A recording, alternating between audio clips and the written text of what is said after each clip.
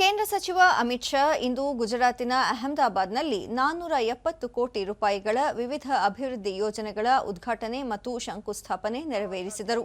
ಬಳಿಕ ಅವರು ಗಾಂಧೀಜಿಯವರ ಬಳಿಕ ಪ್ರಧಾನಿ ನರೇಂದ್ರ ಮೋದಿ ಅವರು ಸ್ವಚ್ಛತೆಯನ್ನು ಸಾಮೂಹಿಕ ಆಂದೋಲನವನ್ನಾಗಿ ಮಾಡಿದ್ದಾರೆ.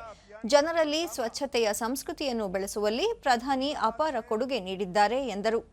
ಕಳೆದ 5 ವರ್ಷಗಳಲ್ಲಿ ಗಾಂಧಿನಗರ ಸಂಸದೀಯ ಕ್ಷೇತ್ರದಲ್ಲಿ ಆರೋಗ್ಯ, ಮೂಲಸೌಕರ್ಯ ಮತ್ತು ಶಿಕ್ಷಣಕ್ಕೆ ಸಂಬಂಧಿಸಿದ ಜನಕೇಂದ್ರಿತ ಯೋಜನೆಗಳು ಸೇರಿದಂತೆ 37,000 ಕೋಟಿ ರೂಪಾಯಿಗಳ ಅಭಿವೃದ್ಧಿ ಕಾರ್ಯಗಳನ್ನು ಪ್ರಾರಂಭಿಸಲಾಗಿದೆ.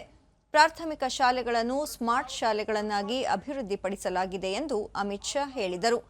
ಇಂದು ಸಂಜೆ ಅಮಿತ್ ಶಾ ಅವರು ಗುಜರಾತ್ ಪ್ರವಾಸೋದ್ಯಮ ಆಯೋಜಿಸಿರುವ ವೈಬ್ರೆಂಟ್ ಗುಜರಾತ್ ನವರಾತ್ರಿ ಉತ್ಸವಕ್ಕೆ ಚಾಲನೆ ನೀಡಲಿದ್ದಾರೆ. ಅವರು ಅಹಮದಾಬಾದ್ನಲ್ಲಿ ಇತರ 3 ನವರಾತ್ರಿ ಕಾರ್ಯಕ್ರಮಗಳಲ್ಲಿ ಭಾಗವಹಿಸಲಿದ್ದಾರೆ.